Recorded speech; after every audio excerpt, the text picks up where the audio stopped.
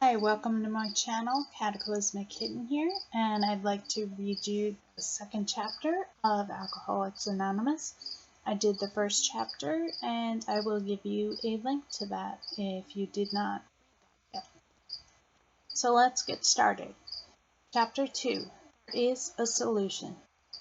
We of Alcoholics Anonymous know thousands of men and women who were once just as hopeless as Bill. Nearly all have recovered. They have solved the drink problem. We are average Americans. All sections of this country and many of its occupations are resented, as well as many political, economic, social, and religious backgrounds. We are people who normally would not mix. But there exists among us a fellowship, an understanding which is indescribably wonderful. We are like the passengers of a great liner the moment after rescue from shipwreck, when camaraderie, joyousness, and democracy pervade vessel steerage to captain's table. Unlike the feelings of the ship's passengers, however, our joy in escape from disaster does not subside as we go our individual ways. The feeling of having shared in a common peril is one element in the powerful cement which binds us. But that in itself would never have held us together as we are now joined. The tremendous fact for every one of us is that we have discovered a common solution. We have a way out on which we can absolutely agree and upon which we can join in brotherly and harmonious action. This is the great news this book carries to those who suffer from alcoholism. An illness of this sort, and we have come to believe it's an illness, involves those about us in a way no other human sickness can.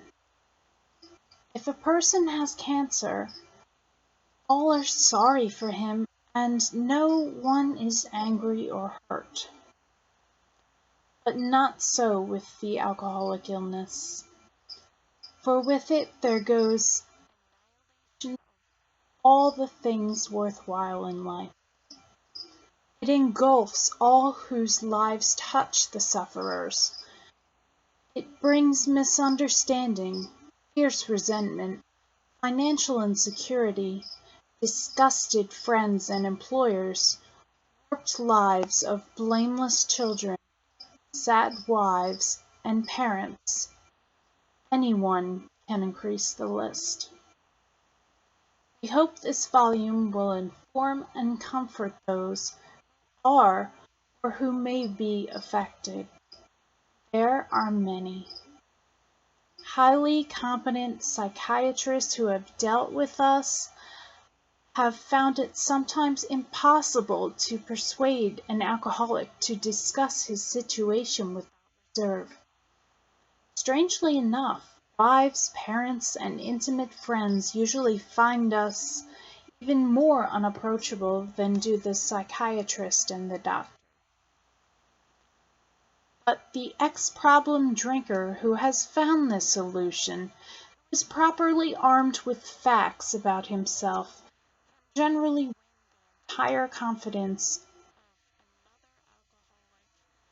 in a few hours. Until such an understanding is reached, little or nothing can be accomplished.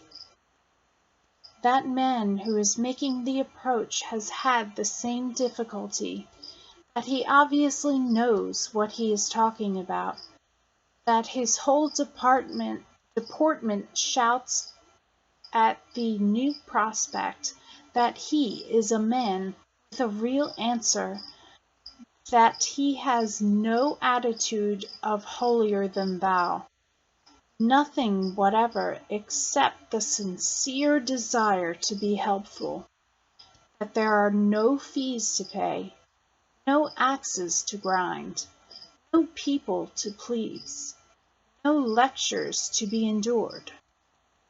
These are the conditions we have found most effective. After such an approach, many take up and walk. None of us makes a sole vocation of this work, nor do we think its effectiveness would be increased if we did.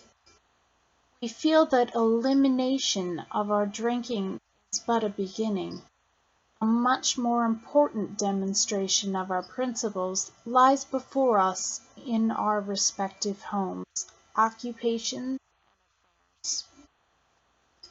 All of us spend much of our spare time in a sort of effort which we are going to describe.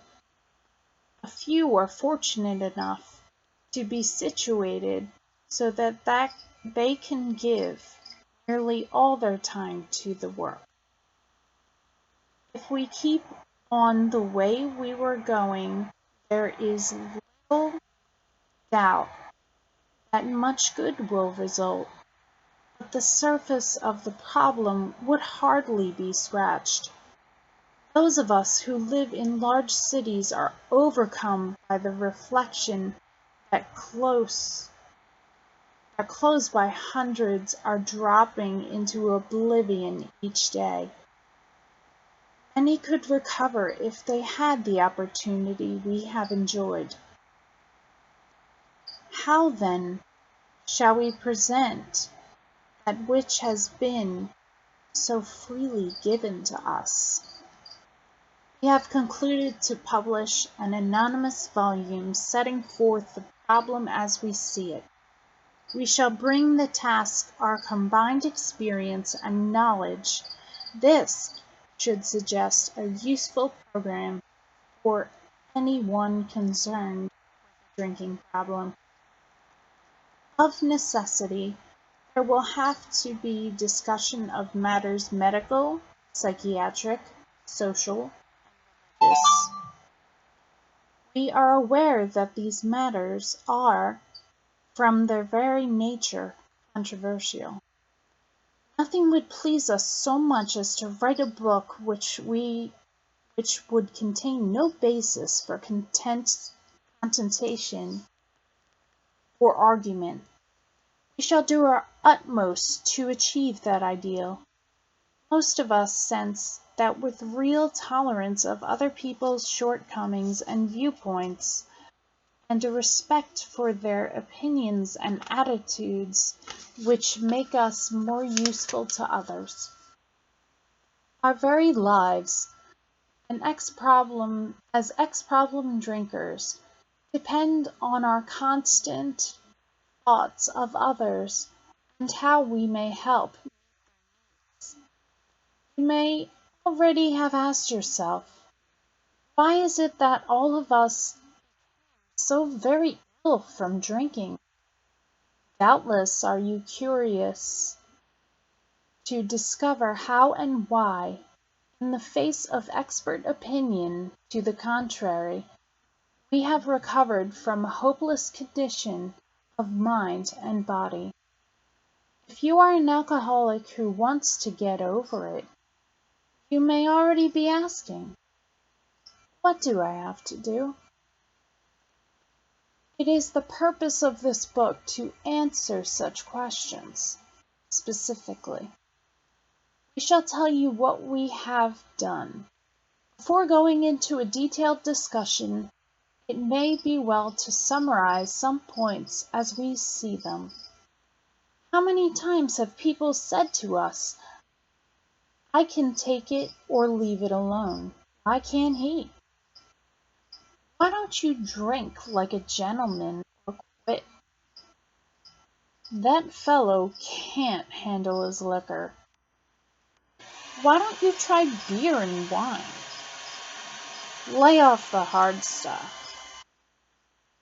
His willpower must be weak. He could stop if he wanted to. She's such a sweet girl. I should think he'd stop for her and for her sake. The doctor told him if he ever drank again it would kill him. But there he is, all lit up again. Now these are commonplace observations on drinkers which we hear all the time. Back of them is a world of ignorance and misunderstanding. We see that these expressions refer to people whose reactions are very different from ours. Moderate drinkers have little trouble in giving up liquor entirely if they have good reason for it. They can take it or leave it alone. And we have a certain type of hard drinker. He may have the habit badly enough to gradually impair him physically and mentally. It may cause him to die a few years before his time. If a sufficiently strong reason, ill health, falling in love, change of environment, or the warning of a doctor becomes operative, this man can also stop or moderate, although he may find it difficult and troublesome, may even need medical attention. But what about the real alcoholic? He may start off as a moderate drinker. He may or may not become a continuous hard drinker. But at some stage of his drinking career, he begins to lose all control of his liquor consumption once he starts to drink. Here is the fellow who has been puzzling you, especially in his lack of control. He does absurd, incredible, tragic things when drinking. He is a real Dr. Jekyll and Mr. Hyde. He is seldom mildly intoxicated. He is always more or less insanely drunk.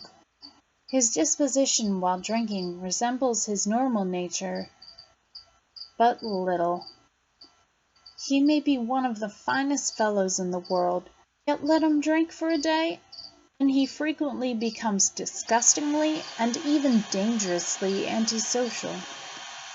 He has a positive genius for getting tight at exactly the wrong moment, particularly when some important decision must be made or engagement kept. He is often perfectly sensible and well-balanced concerning everything except liquor. But in that respect, he is incredibly dishonest and selfish. He often possesses special abilities, skills, and aptitudes, and has a promising career ahead of him. He uses his gifts to build up a bright outlook for his family and himself, then pulls the structure down on his head by a senseless series of sprees. He is the fellow that goes to bed so intoxicated he ought to sleep. Yet early next morning he searches madly for the bottle he misplaced the night before. If he can afford it, he may have liquor concealed all over his house to be certain no one gets his entire supply away from him to throw down the waste pipe. As matters grow worse, he begins to use a combination of high-powered sedatives and liquor to quiet his nerves so he can go to work. Then comes the day where he simply cannot make it and gets drunk all over again. Perhaps he goes to a doctor which gives him morphine or some sedative which to taper off. Then he begins to appear at hospitals and sanitariums. This is by no means a comprehensive picture of the true alcoholic, as our behavioral patterns vary, but this description should identify him roughly. Why does he behave like this?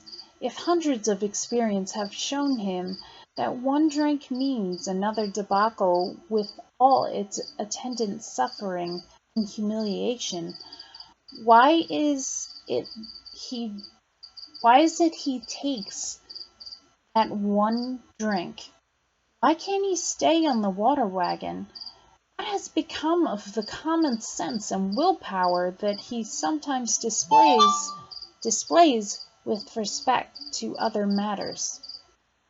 Perhaps there will never be a full answer to these questions. Opinions vary considerably as to why the alcoholic reacts differently from the normal people. We are not sure why. Once a certain point is reached, little can be done for him. We cannot answer the riddle. We know that while the alcoholic keeps away from the drink, as he may do for months or years, he reacts much like other men. We are equally positive that once he takes any alcohol whatsoever into his system, something happens, both in the bodily and mental sense, which makes it virtually impossible for him to stop. The experience of any alcoholic will abundantly confirm this. These observations would be academic and pointless if our friend never took the first drink, thereby setting the terrible cycle in motion. Therefore, the main problem of the alcoholic centers in his mind, rather than in his body. If you ask him why he started on that last bender, the chances are he will offer you any one of 100 alibis. Sometimes the excuses have a certain plausibility, but none of them really make sense in the light of the havoc an alcoholic's drinking bout creates. They sound like the philosophy of the man who, having a headache, beats himself on the head with a hammer so he cannot feel the ache. If you draw this fallacious reasoning to the attention of an alcoholic, he will laugh it off, or become irritated and refuse to talk.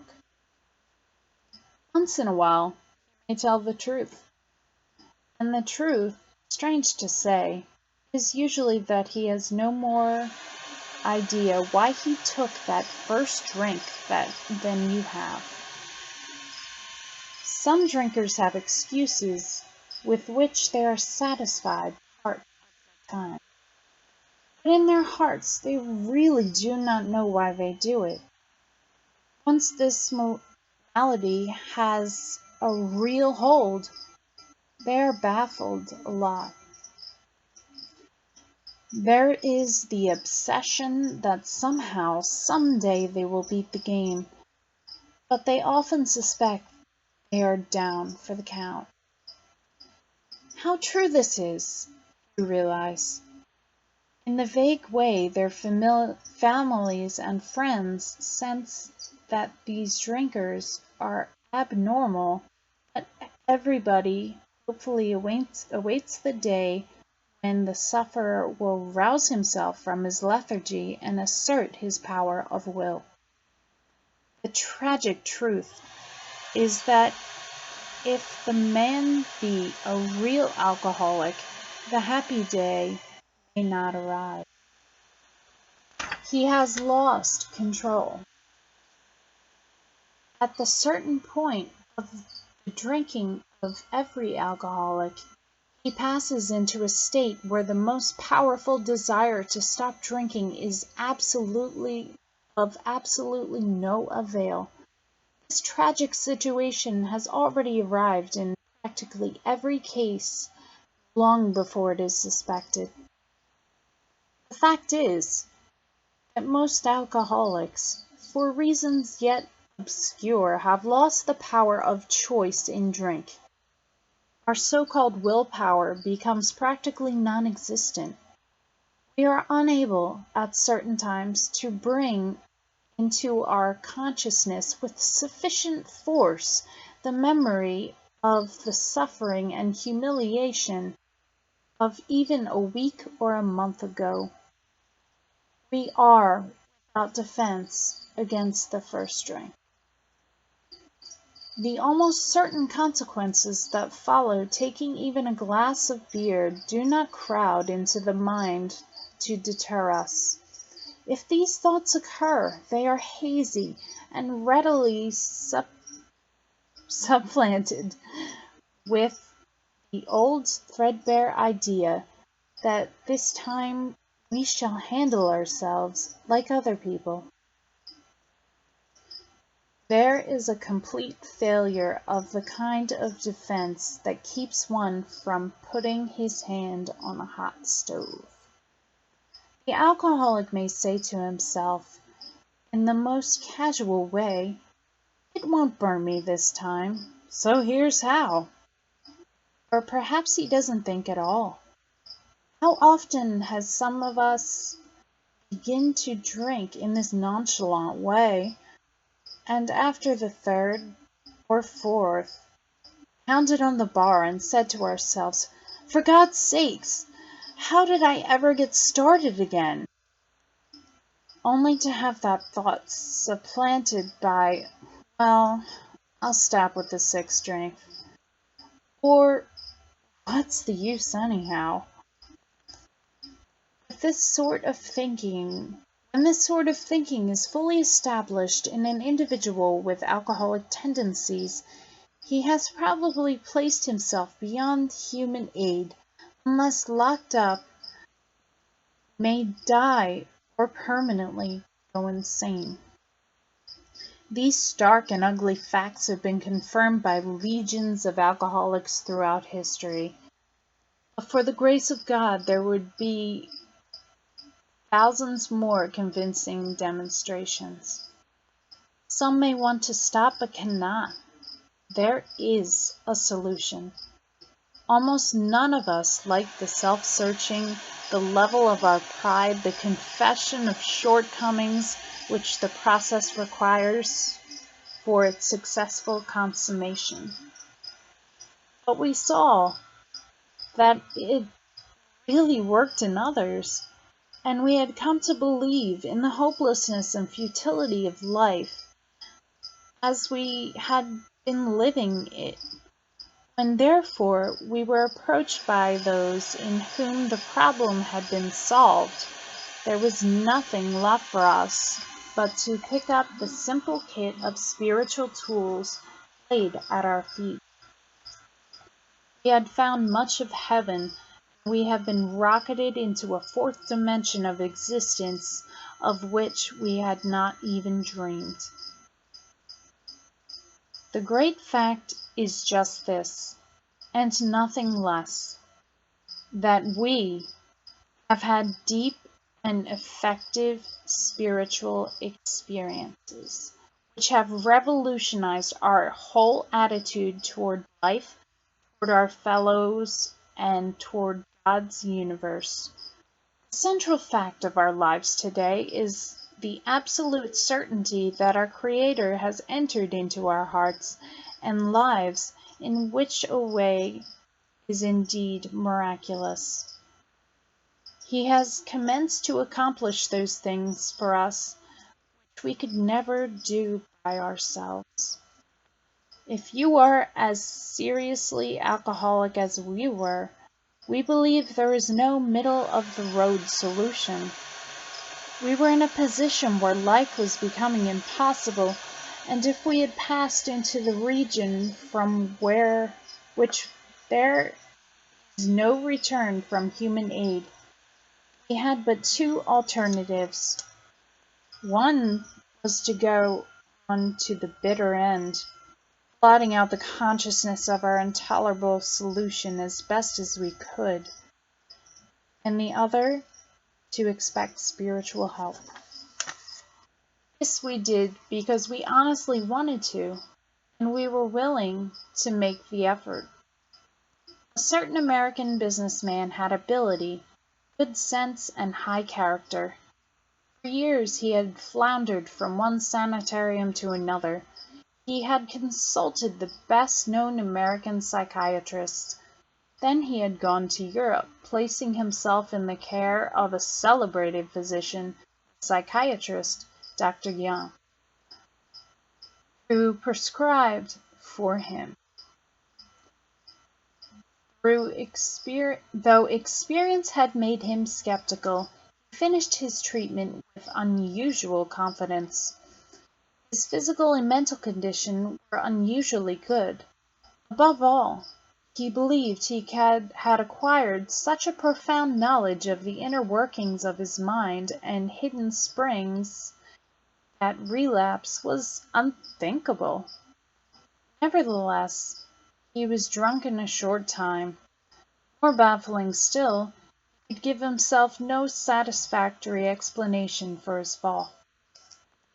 So he returned to this doctor, whom he admired, and asked him point blank why he could not recover. He wished above all things to regain self-control.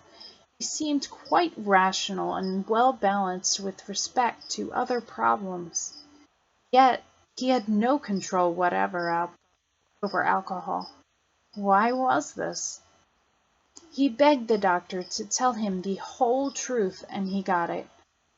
In the doctor's judgment, he was utterly hopeless. He could never regain his position in society, and he would have to place himself under lock and key or hire a bodyguard if he expected to live a long life. That was a great physician. But this man still lives, and is a free man. He does not need a bodyguard, nor is he confined. He can go anywhere on this earth where other free men can go without disaster, provided he remains willing to maintain a certain simple attitude. Some of our alcoholic readers may think they can do without spiritual help. Let us tell you the rest of the conversation our friend had with his doctor. The doctor said, "You have the mind of a chronic alcoholic. I have never seen one single case recover where that state of mind existed to the extent that it does in you." Our friend left as the gates of hell had closed on him. He said to the doctor, "Is there no explanation?" "Yes," replied the doctor, "there is. Expectations to cases such as yours have been occurring since early times. Here and there, once in a while, alcoholics have had what are called vital spiritual experiences. To me, these occurrences are phenomena. They appear to be in the nature of huge emotional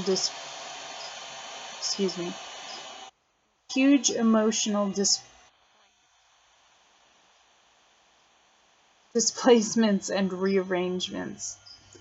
Ideas, emotions, and attitudes which were once the guiding forces of lives of these men are suddenly cast to one side, and a completely new set of conceptions and motives begin to dominate them. In fact, I have been trying to produce some such emotional rearrangement within you. With many individuals, the methods which I employed are successful, but I have never been successful with an alcoholic of your description." Upon hearing this, our friend was somewhat relieved, for he reflected that, after all, he was a good church member. His hope, however, was destroyed by the doctor's telling him that while his religious convictions were very good, in his case they did not spell the necessary vital spiritual experience. Here was the terrible dilemma in which our friend found himself when he had the extraordinary experience, which, as we have already told you, made him a free man. We in turn sought the same escape with all the desperation of drowning men, which seemed at first a flimsy reed, has proved to be the loving, powerful hand of God. A new life has been given to us, or, if you prefer, a design of living that really works. The distinguished American psychologist William James, in his book Varieties of Religious Experience, indicates a multitude of ways in which men have discovered God. We have no desire to convince anyone that there is only one way by which faith can be acquired. If what we have learned and felt and seen means anything at all, it means that all of us, whatever our race, creed, or color, are the children of a living Creator with whom we may form a relationship upon simple and understandable terms, as soon as we are willing and honest enough to try. Those having religious affiliations will find here nothing disturbing to their beliefs or ceremonies. There is no friction among us over such matters. We think it no concern of ours what religious bodies identify themselves with as individuals. This should be an entirely personal affair with which each one decides for himself in the light of past associations or his present choice. Not all of us join religious bodies, but most of us favor such memberships. In the following chapter there appears an explanation of alcoholism as we understand it, and a chapter addressed to the agnostic. Many who once were in these classes are now among members. Surprisingly enough, we find such convictions no great obstacle to a spiritual experience. Further on, clear-cut directions are given showing how we recovered. These are followed by 42 personal experiences. Each individual in the personal stories describes in his own language, his own point of view, the way he established his relationship with God. These give a fair cross-section of our membership and a clear-cut idea of what has actually happened in their lives. We hope that no one will consider these self-revealing accounts in bad taste. Our hope is that many alcoholic men and women desperately in need will see these pages and believe that it is only by fully disclosing ourselves and our problems that they will be persuaded to say, "Yes, I am one of them too. I must have this thing."